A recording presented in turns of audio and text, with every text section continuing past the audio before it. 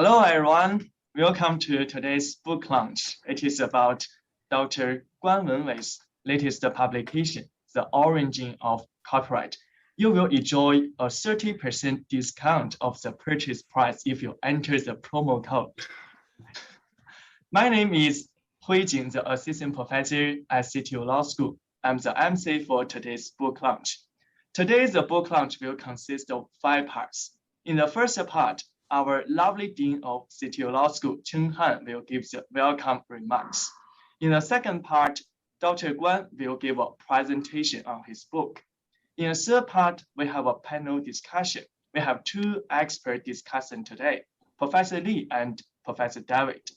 Followed by the panel discussion is a Q&A session. So if you have any questions, please feel free to propose them in this session. The final session is a concluding remarks session, which will be given by the Managing Director of Rootlight, Mr. Barry Clark. So now let's turn to the first session. Let's welcome our lovely Dean, Professor Chen Han, to give the welcome remarks.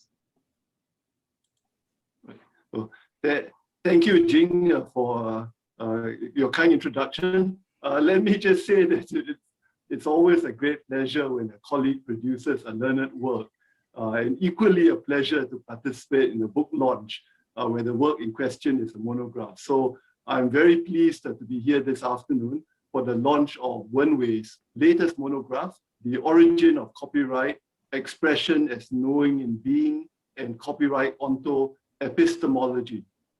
One of the policy objectives behind the law of intellectual property, including copyright, is that it promotes innovation and creativity by ensuring that creators and inventors have a period within which to capture the full benefit of their work.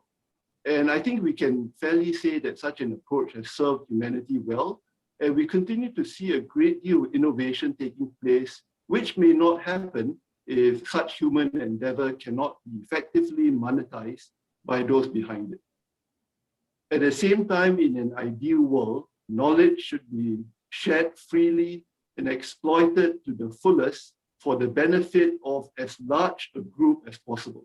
And for this reason, intellectual property law does not extend a perpetual monopoly to creators, notwithstanding the political and financial heft of many firms that hold such rights. The search, as always in law, as in life, is for that balance that optimizes social benefit. Thus, in copyright, there are fair use exceptions during the period when the copyright is enforced, and such issues are, as the author says, mutually implicated. And so on this note, I want to congratulate Wenwei for placing the subject of copyright within the much larger canvas of society and reminding us of the need for balance in all things and not just in intellectual property and copyright law.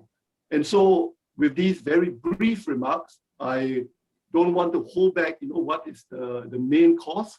And so I thank all of you for listening, and I thank Wenwei for his invitation, and I extend my congratulations to him once again for this wonderful monograph that we will be hearing a lot more about in the course of this afternoon. So Wenwei, thank you, and over to you. Thank you. Okay, many thanks, Chen Han. It's so exciting. Now let's turn to the second session. Dr. Guan will give a presentation on his book.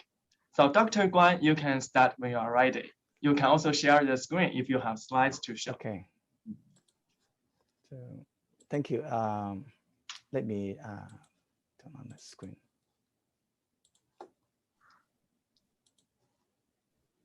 Okay, thank you, Dean, for kicking off a very nice welcome remarks. And also, I would like to thank EU Plan, Teacher, and Routledge for co-hosting the event. So as we know that this is about the book publication of my book on copyright. Before going further, I would like to thank Professor Karen Barad for her generous support, and also to anonymous reviewers for the comment, and also Xu Hui at Beihai and Cui Guobin at Tsinghua for the discussion.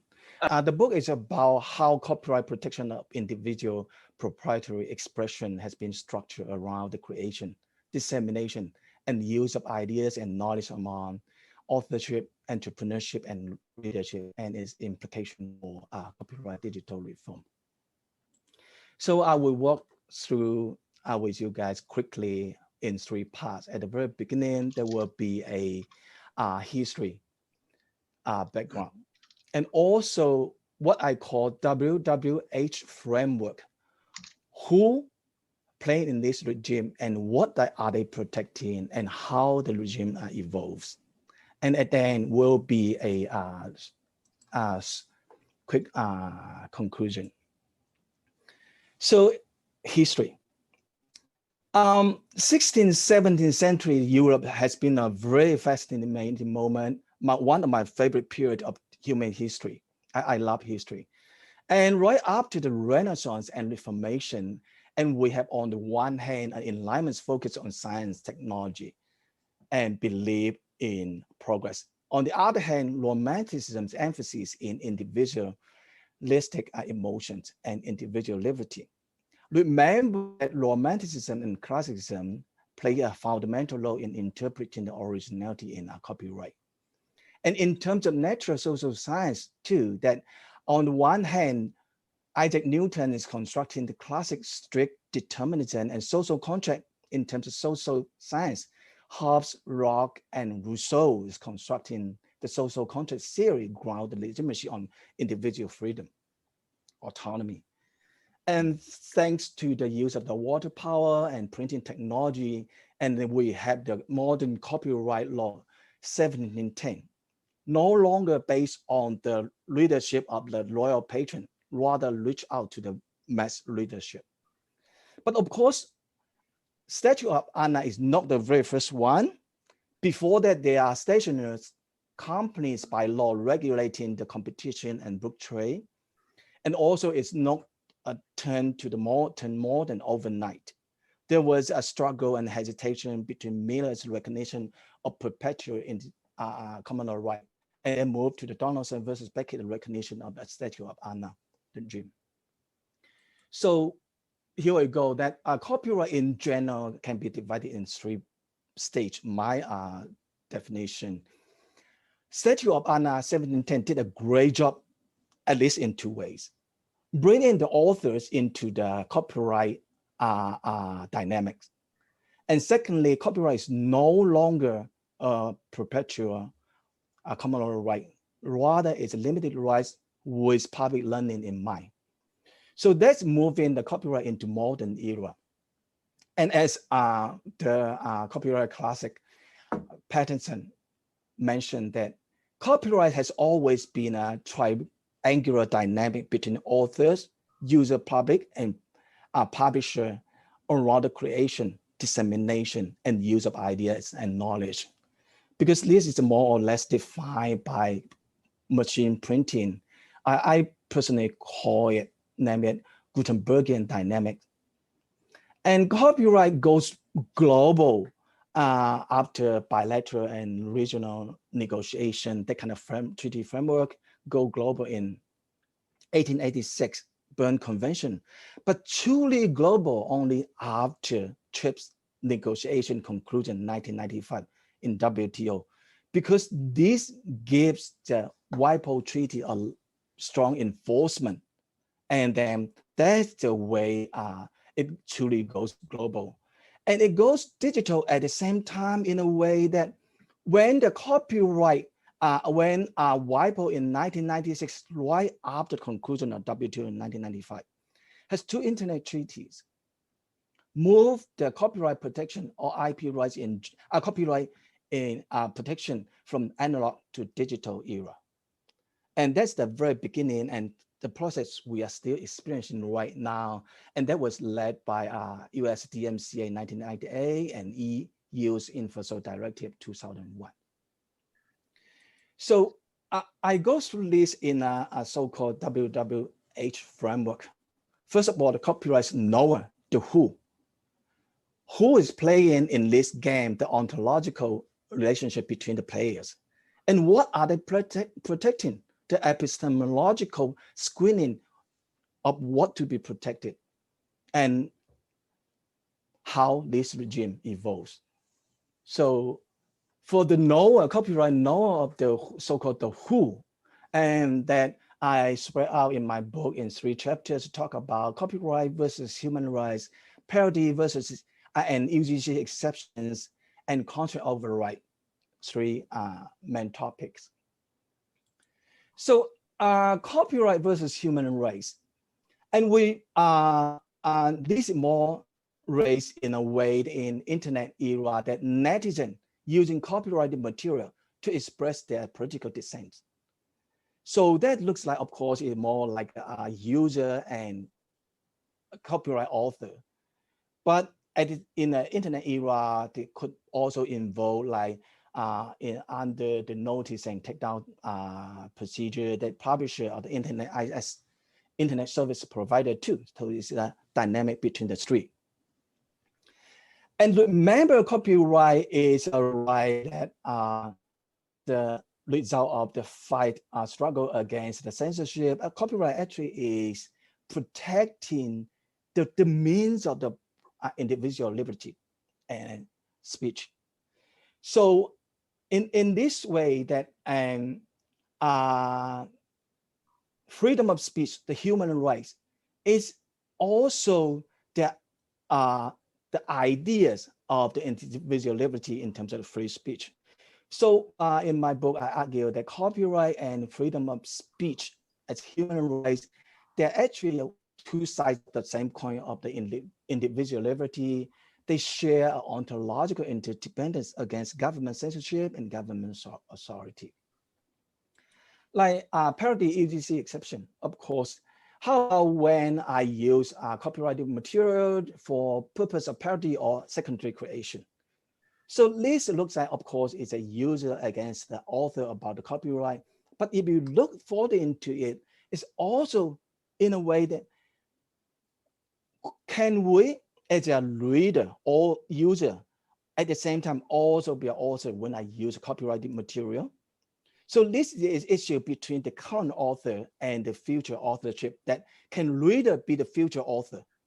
This question, the answer would pose to into different direction of copyright, whether copyright is the end of the creation, or copyright can be also the future, the beginning of the future creative authorship. So this is the second issue. The third issue is contract override. Contract override, right, in a way that whether contract can override those copyright exceptions in a contract under the so-called freedom of contract. Because copyright is a private property. It's a property rights like along the line of like Locke, Hegel, and Rousseau all recognize the importance of private property. So private property, copyright too, that is the end of our individual freedom. But contract will need that too. All the property need to go to the market, go through the transaction. That's why Henry Mann talking about contract is one of the mechanisms holding the modern society together. Because all the contract, all the property need to be realized, transferred into the contract. So contract is a means of individual liberty expressed in copyright. So this again is a means and ends of individual liberty in copyright. So whether allow contract as the means of individual freedom manifested in property as the ends of the private property to override those exceptions has been limited in private property. That's a difficult question to go through. So after these 3 examples, and we had the general idea of the knower, the who, author, user, and publisher in copyright. So this part is the player, the knower of the copyright. So what copyright protecting, right? And copyright, once upon a time, it was a perpetual common law right before Statute of Anna. But Statute of Anna take us into the modern era because copyright is no longer perpetual. Rather, it's limited with public learning in mind. And copyright is a property right subsisting in like original literature work and dramatic work, artistic work. So looking at Berne Convention, you can see copyright is an exclusive right by the for the author about translation, production, or whatever. And in common law, we see copyright is owner has the right to prevent other people doing things like copying, transferring, performing in public, adaptation, that sort of those acts restricted by copyright. So copyright by nature is a negative right, prevent other people doing things without authorization. But not all the things are protected. Like we have like idea expression dichotomy principle. Like for example, copyrighted cookbook. It never prevent you use the recipe in the cookbook to cook whatever dish you like. But well, if you copy it, share it online, that would be a different story, because that's no longer idea, it's expression protected under copyright. But of course, that even that expression, you need to be original. You need to spend some time, sweat a little bit, like sweat of the brow, and then went into it to be recognized. And the originality test of sweat of the brow eventually gets higher and higher, like to feist. Well, yeah, even if you sweat a lot when you are compilation of facts, not copyrightable, right? So these are telling you that a lot of things might not be protected, even its expression. Of course, we know that we have the so-called fair dealing that looking at 4 factors: the nature of the work, or the purpose, substantiality, market effect of your use. Market effect, that's the keywords. Eventually, copyright protecting the commercial success of the individual creativity. This is an in 3-step test. In addition to specific case and the not prejudicial to the legitimate interest, you also not against the normal exploitation of the author or right holder, because that's the important one, copyright protect.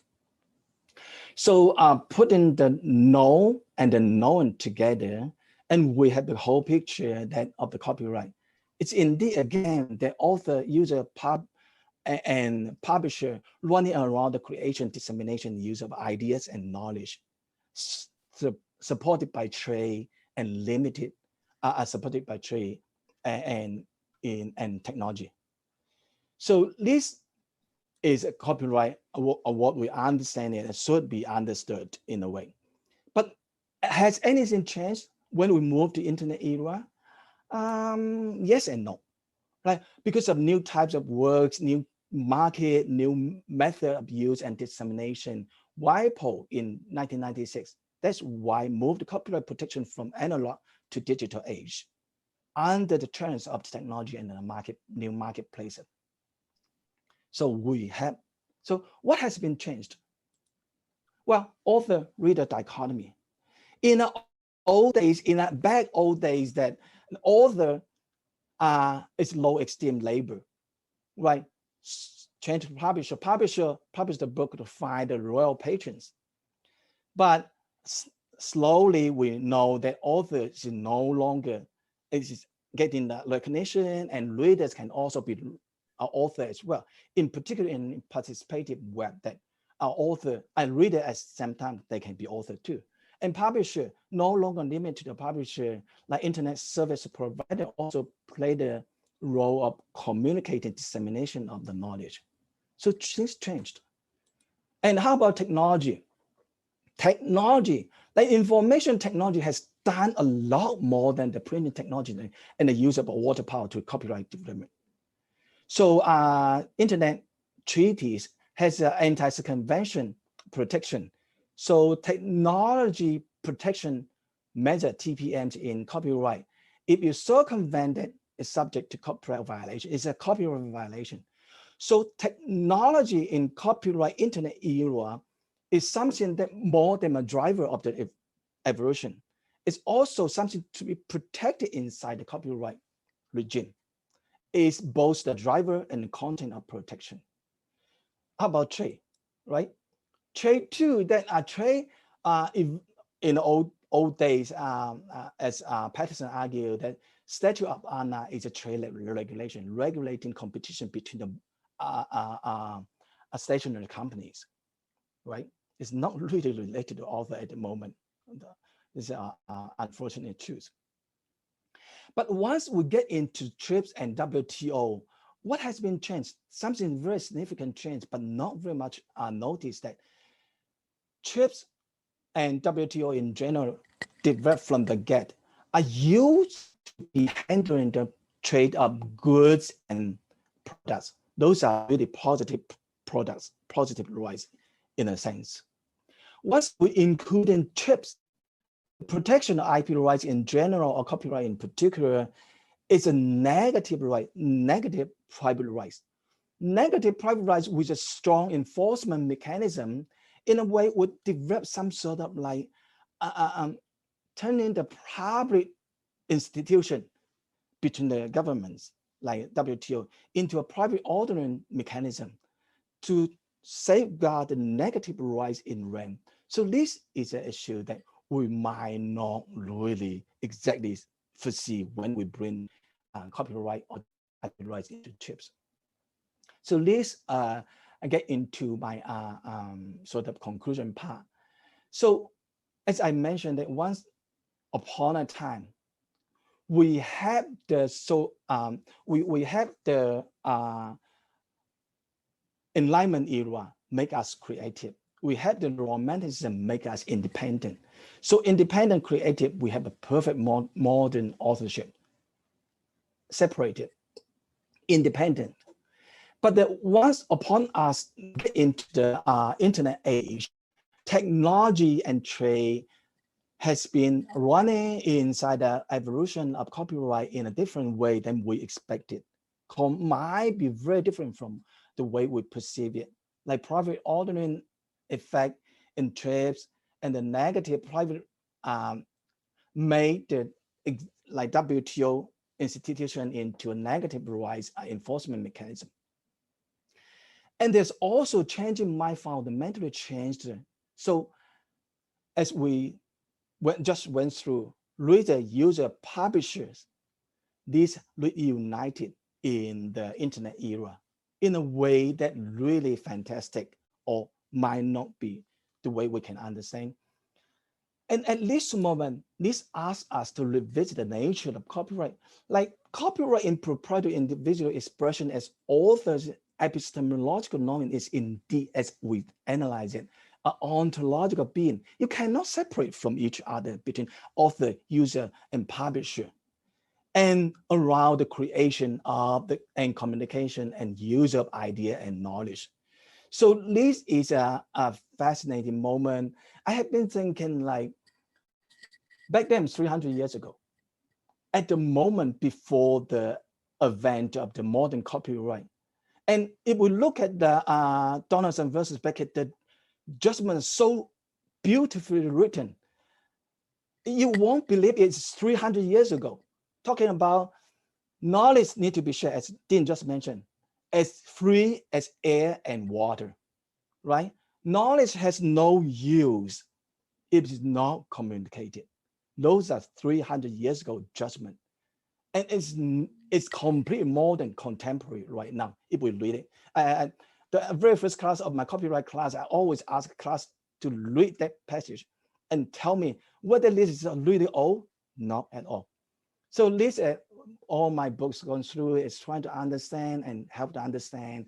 Once separated, independent authorship need to get back in the internet era, united with the author and readers, and to facilitate that kind of creation. And let's look into the copyright future that is a more balanced, more humane. So if looking at copyright regime in that way, I would think we have a higher moral ground and it's humane in a way that what I understood and argued it. So this is pretty much I would like to share with everyone. So again, this is the code, and I was asked to put it at the end of my presentation. So yeah. So Okay. thank you very much. Yeah. So many thanks for your excellent presentation, Dr. Guan, and so insightful. Now let's go to the panel discussion session. Please let me introduce the two discussants we have today. The first is Professor Yahong Li from Hong Kong University. The second is Professor David Masker from Queen Mary University of London. I must say that the two discussants we have today are all prestigious scholars in the area of IP law in the world. I'm now handing over the time to the two discussants. So Professor Li and Professor Masker, who wants to open up the discussion first? I'm happy to say a few words if you wish, Professor Lee. It's a great honor to be invited to participate in this event. And I must admit, I was honored. And then when I read the first part of the title of the book, History of Copyright, I thought, fine, let's talk about that. And then when I read the second part, I thought, oh my God, what have I agreed to? Because my own background, although I've practiced law for many years, is in the physical sciences. And so I have no training in philosophy, but I read the book and I'm delighted that I did read it because it's been such a refreshing look at copyright law.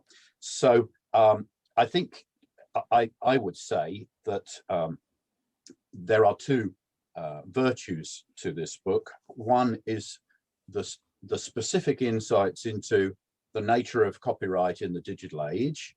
And the second is the more general framework or lens which Wenwei's book gives us, which it seems to me is a lens we can use to examine other areas of IP as well. The philosophical and historical background is very useful for that.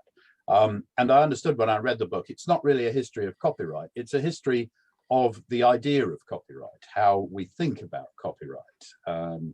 So it's very valuable in that respect, I think, as not so much as an aid to the past, but as a path as we go into the future on copyright.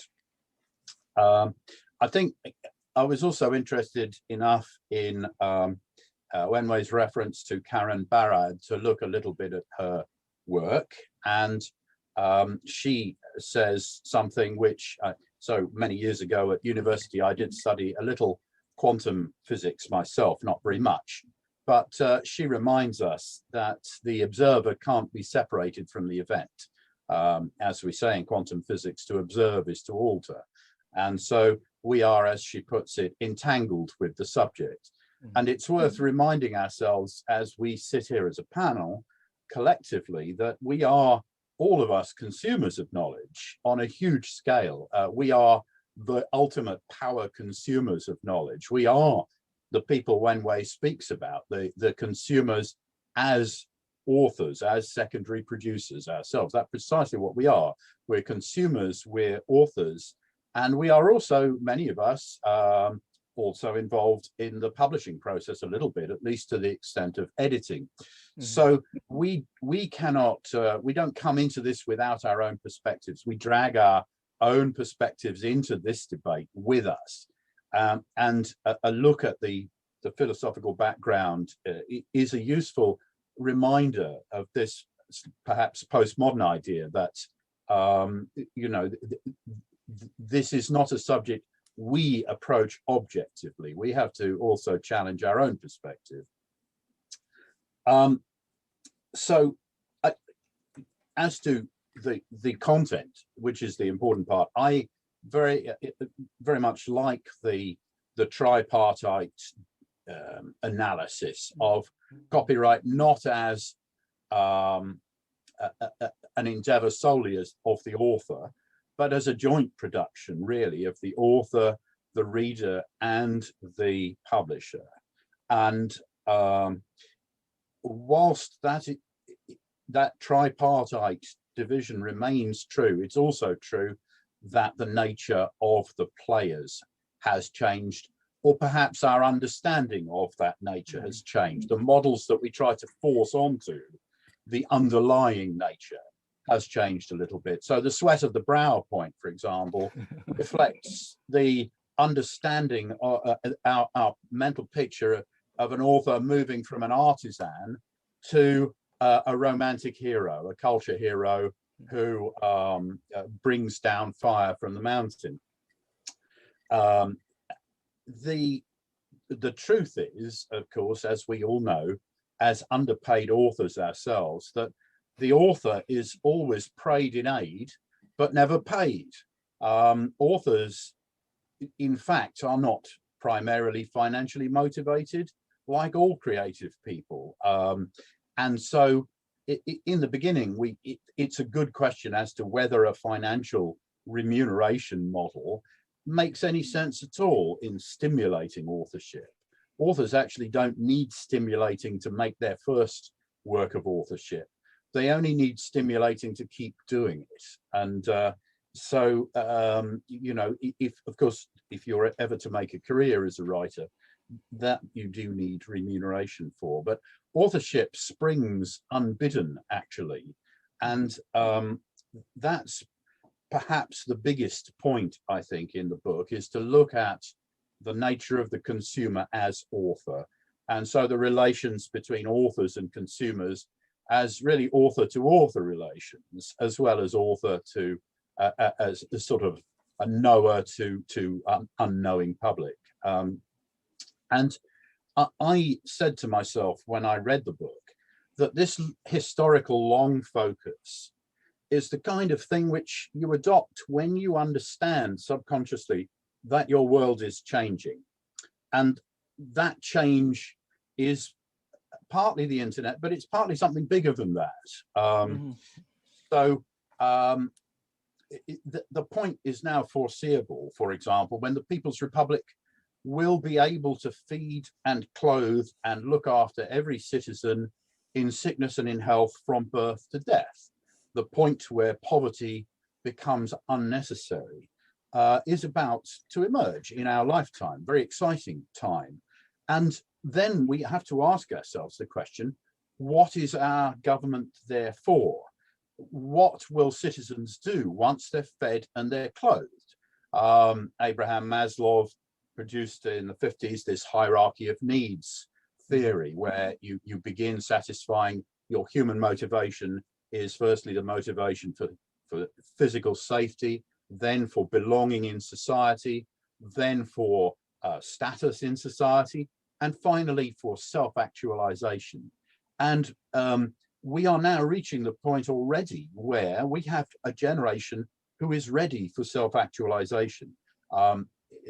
If a child wants to make music, they don't need a record company anymore to make the recording. They can do it on their computer. If I want to publish a book, I would love to work with Routledge, but actually I can write it on Word, export it into PDF and publish it on Amazon. So the barriers to creation have gone, and the enablers to creation for all of us to become creators are already there. A very large section of the population has already reached this point where we're asking, what should we do with these folks? Now we've fed them, now we've clothed them, now we've housed them, what will they do? And the only answer is creativity, personal creativity as self-fulfillment in the end. And so that's really, for me, that's why this is the right time for this book, asking this question. It's because, as Oscar Wilde puts it, you know, where is the soul of man under socialism? What do we do when we've achieved the paradise which all our development work has been there to achieve? And here is the answer. The answer is already knocking on our door. We want to create. We want to create content. And so if we put up barriers to that, we run risks. So much for the author.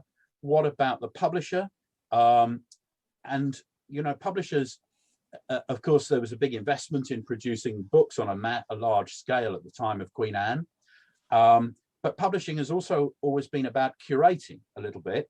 The publisher has a role in selecting. Different publishers have very much their own styles, which authors they select, which authors, frankly, they kept alive and floated until the public realized that the publisher's vision of that author was right. So that curating role, if we no longer have publishers, who curates this vast army of consumer producers? Who will be the curators? That part of the publishing role, which is a creative function in its own right, who will do that? Answers are emerging. Will it be academies, as used to be the Soviet way, the Academy of Authors would welcome you in? Or will it be internet influencers with no motivation other than money?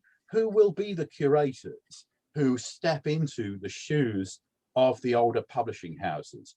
Indeed, to an extent, the booksellers also curated. You would find that some chains of bookstores would serve special niche markets. Others, big bookstores, would refuse to stock certain books. So like the ISPs now, and like the content providers online, the book chains that they have replaced had a role in the process of curating and ultimately determining our selections. So all of these roles are being renegotiated, I think. And this is why I say that this lens is a tremendously valuable thing. I won't go on for much longer, but I think it's also worth saying that the idea expression dichotomy itself is in question. The European courts regard that as the only tool for achieving the balance of which Dean Tan spoke. But is it enough? It's not clear to me that it is, because the way you express something, the expression actually is as important as the idea. Looking at events in Hong Kong, there are ways of expressing the subjects which are acceptable, and there are ways which are less acceptable, not because of the message, but because of the manner of expression and the challenge it throws in the face of authority. So is idea expression really enough of a protection for what must be expressed? Our parody case in the Court of Justice in Europe in the end did not protect the parodist's right to free speech, because it held that the speech was objectionable. So is the parody exception enough? I think that the idea expression and the specific exceptions, it's absolutely right to question them. And finally, the notions of property and contract themselves as constructs here. I mean, we've seen the internet and the computer era strain the Anglo-Saxon contract to its very edges. A shrink wrap license that you accept by opening, a click license that you accept without reading, no one ever reads them. Are these really contracts? Should these be the contracts that override the balances in the copyright system? Property, in the context of land, property is also about stewardship. The tragedy of the commons is a justification for private property, that private property offers better stewardship than common property. But is property in intellectual property really offering that stewardship that is part of the justification for property? Or is it more like Alfred Tennyson's New Farmer? If you haven't read the poem, read the poem about the new farmer's greedy attitude to property. Property grows. So I've spoken far too long, but I really welcome this book.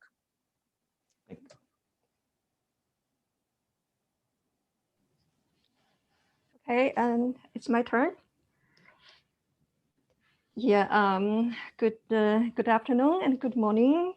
And first time, actually, I had the privilege to read Wenwei's work, 12 years ago, when I served as the external examiners for his PhD dissertation. Oh. Yes. So I still remember the title of his dissertations. It's the selective adaptation and the legitimacy, public and private dynamics in China's TRIPS compliance. And I'm very happy that 12 years later, I have the honor to be invited to comment on his new book. And also to celebrate the publication of this important work. My comment will be mainly on his book, and then not so much on my own thought.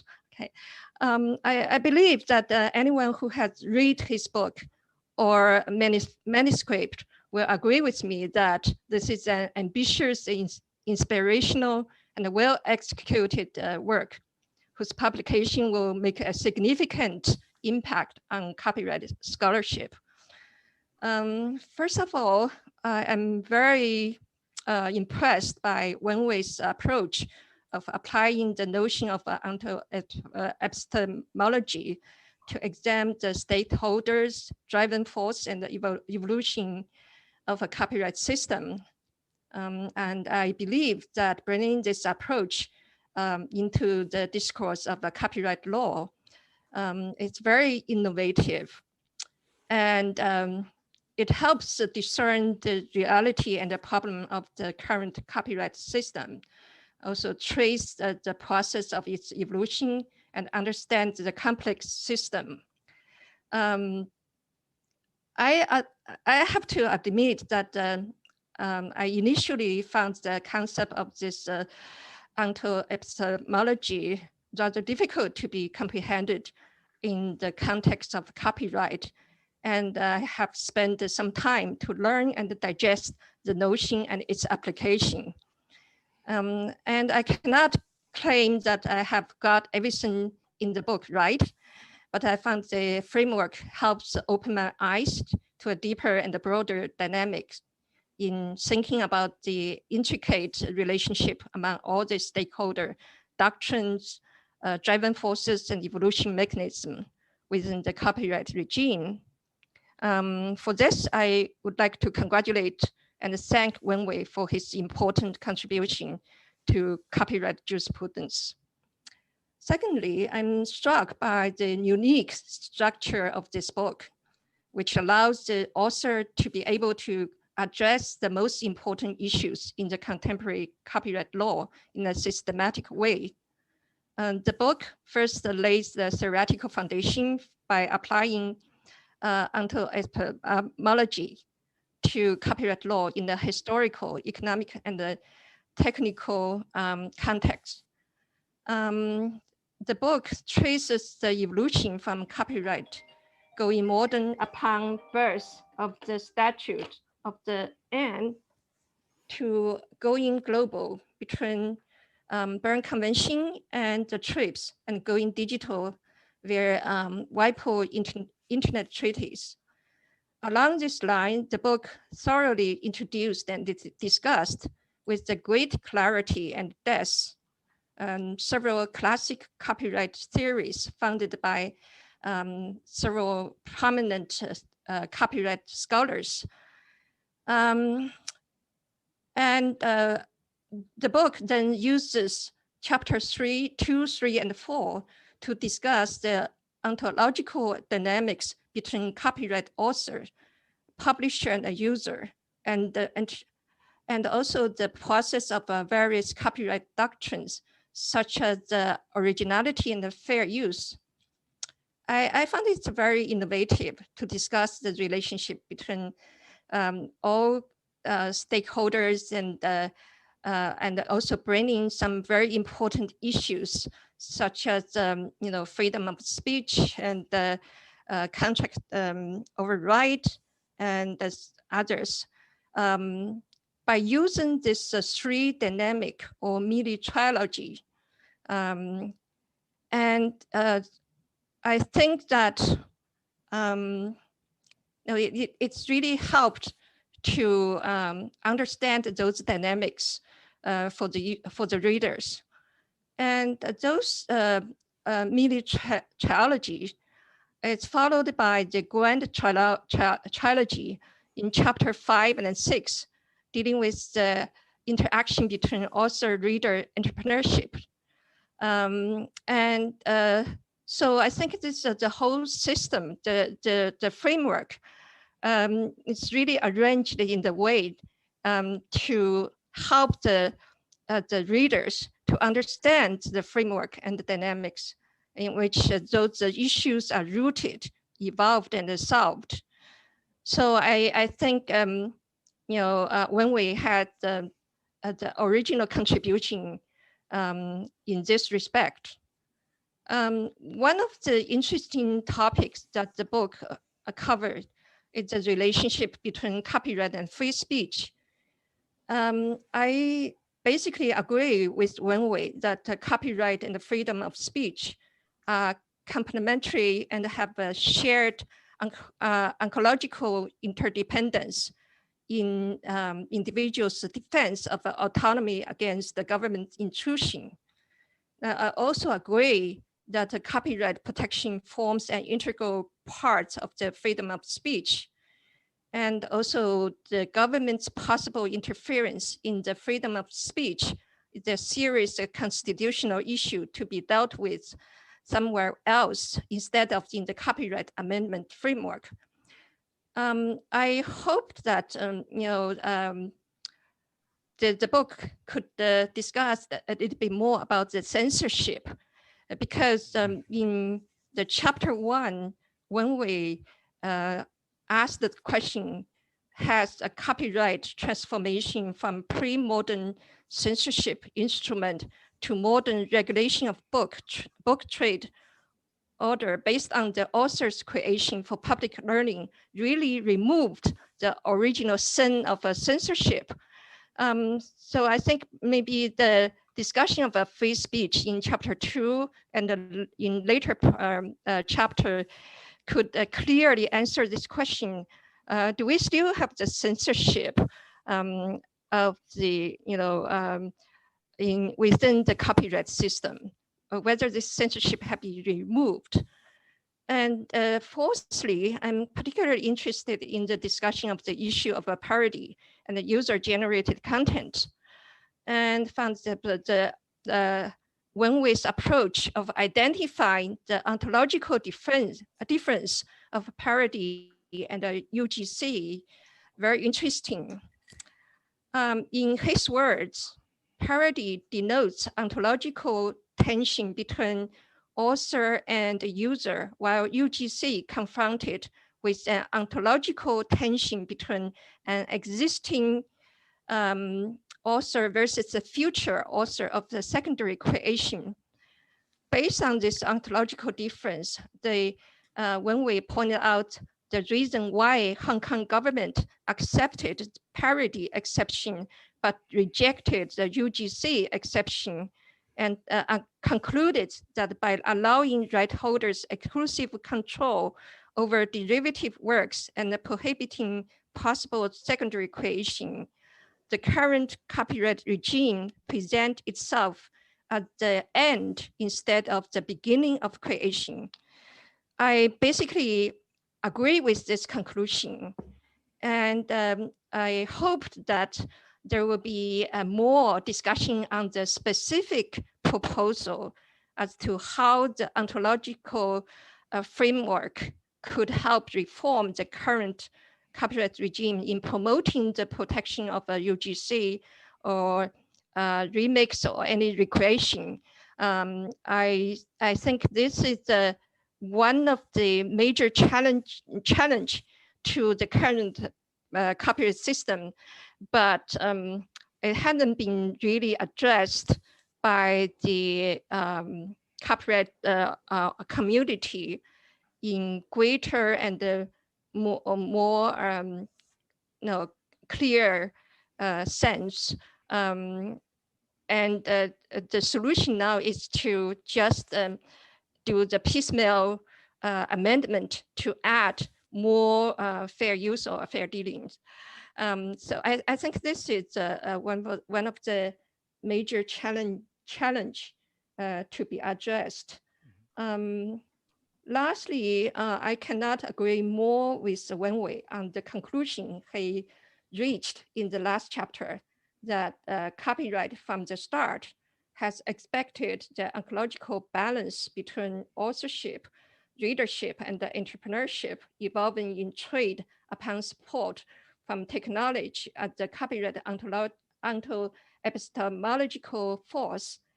My own research interest has been in finding the ontological balance between all stakeholders and the forces within copyright system. And I would like to consult Wenwei's book in more details in my future research.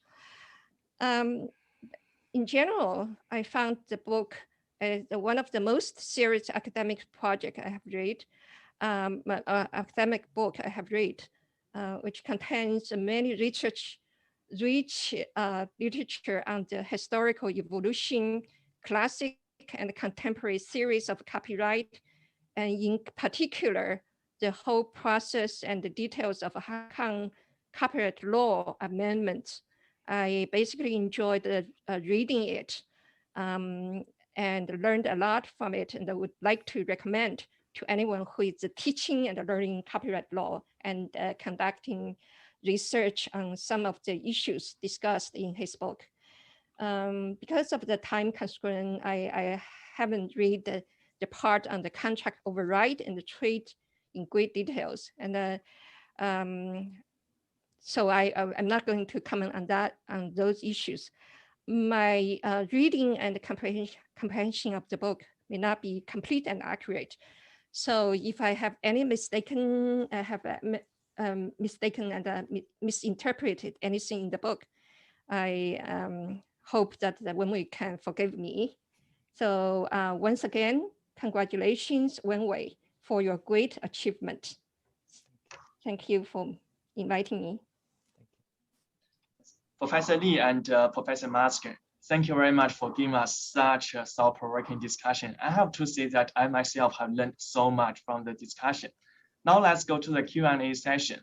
So if you have any questions, please feel free to propose them in this session. You can unmute yourself and ask the questions or put the question in the chatting box. So when you propose questions, it would be nice if you can disclose your identity and your institution. So for other participants, please mute yourself to avoid the background noise. And Dr. Guan, because I already received several questions from the participants. Sure. So because of the time limit, I will choose the first question I received from the participants. The first one is, so Dr. Guan, from your perspective, how can researchers protect their work in open access settings? Yes. The second question is, what is the future of copyright from the perspective of publisher? Yes. Open access is a really difficult question. And I guess I would argue if from the structure I analyze, it's really fit into the, it's a very good piece of evidence showing the ontological implication in between the authors and readers and general public. But I guess how to protect, I would rather to ask the question on the other side, do we really need to protect it when we make it public access, right? What are we trying to protect, right? Is that piece of the information and I can read more in commercial success, or just the way that I'm trying to distribute, disseminate this piece of the short from my mind and store it into internet? And I guess I can't really answer that question. But those questions are linked to the second question in D, that really copyright, I have been teaching for about 10 years, something like that, and have been fascinated in a way that at the very beginning to the end, and you can see it when you look at that moment of the statue of Anna. And I noticed that Routledge has making the announcement saying that, oh, please go and ask Dr. Guan, what if we don't have a copyright protection mechanism? Don't worry, we always have a mechanism to protect copyright in one way or the other, right? Stationers copyright are kind of regulation, guild regulation. They are mechanisms to protect it. Even in Song Dynasty in China, they only protect those classics, agriculture, or those calendar, those is protected. They are protecting that too, but not all of them. So at least what I'm interested in looking at is when we choose what to protect, what not to protect, this is an epistemological selection. That indicating what we look at those idea and knowledge. And then look into the way why we look this part, okay, this part, a lot of sweat there and original. Or that part, wow, compilation of data are not copyright protected, like Feist, right? And your composition, a yellow page, how can I protect your yellow page? Right? All the things that they affect. So this is really, so that's what I'm trying to argue, that copyright is our answer to the ontology epistemology. But at the same time, it's also our action. What we are doing is what we are knowing. What we are knowing is actually what we are doing. So this is get into the future of copyright. I just thinking that 300 years ago, before the panel of the law House of Lords, when they are confronted the Donaldson versus Beckett, the final moment, right? They can deliver judgment like say, knowledge need to be shared. Means nothing if not communicated. And knowledge need to be as free as air and water. If 300 years ago, they can deliver this very beautiful judgment in this moment, under the challenge of internet era and technology make us so intertwined in a way that, so that's why I put a name as the origin of copyright. And I personally think that we're right now at the moment, very similar to the 300 years ago, the dawn of the copyright at the machine printing age. Right now, we are second choice. It's actually when I try to argue that ontologically balanced, I think a possibility only. It's not a choose, but only if we choose to do that, it will be a fact. So this is kind of quantum theory. David, I didn't even know that you have a science background. I like the science history of the science. I have quite a lot of communication between me and Professor Karen Barad. And yeah, I got a lot of support from her to point into the literature and that kind of stuff. But anyways, that's future of the copyright, yeah, is really depends on what we choose. The choice we make is going to be on like that kind of observer is actually is actor of the system. So hopefully this kind of discussion also forms as part of the ontological action and epistemological action that to try to make our contribution to that. But I don't know the future. We do things might affect the future, but we really don't know the future. Well, that's what I'm trying to say. I can't answer it in a very tricky way. I guess I don't answer it. Wenwei, may I just interject? Thank you.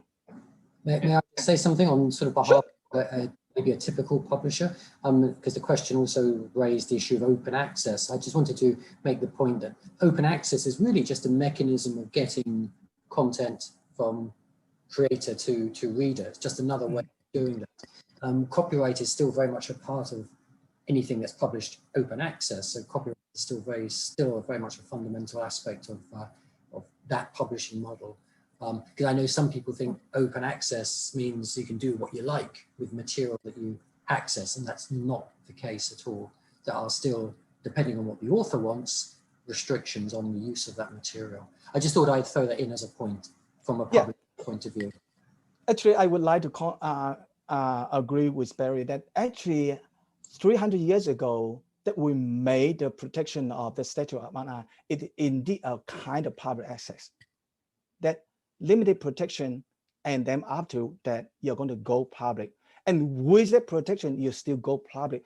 Copyright never protect access until technology era. Yeah, so copyright itself, protection, publisher, went all through all the trouble to publish it, it is an open access. Yeah, all the copies, all the publication will have a copy in the Congress library. Everyone can go there and take a look, right? So those are public accessible. Of course, the TPM has a complicated issue that once we have the technology right now, we might overturn that we might possibly making a wrong choice when we have technology support to lock all the technology protection measure, lock down everything from access. That's what I'm trying to argue against.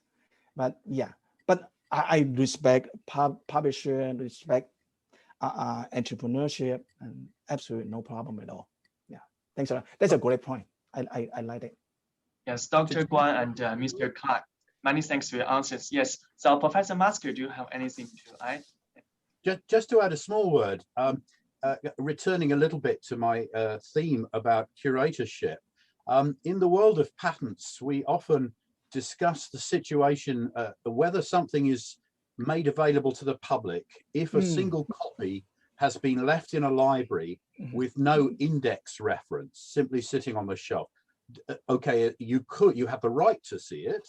You have in that sense access, but if you don't know it's there, you have no real access to it. And so the issue with access on the internet is that access is always curated by somebody. It might be Google, it might be Baidu, it might be some state actor, it might be a publisher's platform.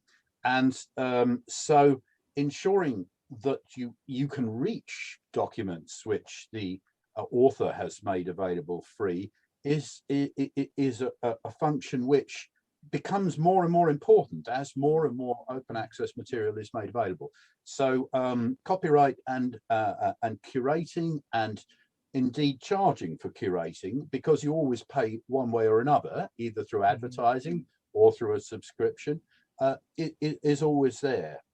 We don't know the future, but somebody once said that all art tends to the condition of music. And if you look at the situation with music, we're virtually moving to a compulsory licensing system. Almost all artists are now moved to streaming, and streaming is a form of compulsory licensing, really, where you don't individually authorize your work to be reproduced, you simply receive some benefit from the streaming. So there are answers. And streaming looks nothing like a property model, really. A property model is about denying access or permitting it. Streaming is not about, it's much more like a rental model. As Wenwei says, the model may change. There are other models than proprietary ownership. Yeah, many thanks for offering your insights, Professor Masker. Yeah, because of the time limit, now we can go to the final session, concluding remarks. Let's welcome the Managing Director of Rootlight, Mr. Barry Clark, to give the concluding remarks. Well, thank you, Jing, and thank you, Wenwei, for introducing your book. We do publish a lot of books, and I thank you very much, Wenwei, for entrusting the copyright, in this case, to us, Routledge. We're very proud of our tradition and our ability to look after your copyright. We'll do what we can for you, both in terms of dissemination and making it a success in every single way that we can. Taylor and Francis, Routledge, we are very proud of our tradition. We go back to the Enlightenment. It's great to be able to launch. Enlightenment is mentioned yet again. We were founded in 1798. And I'm grateful to our ancestors for thinking in such long-term ways.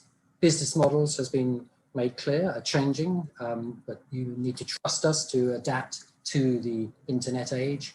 Open access is just one aspect of the challenges ahead of us.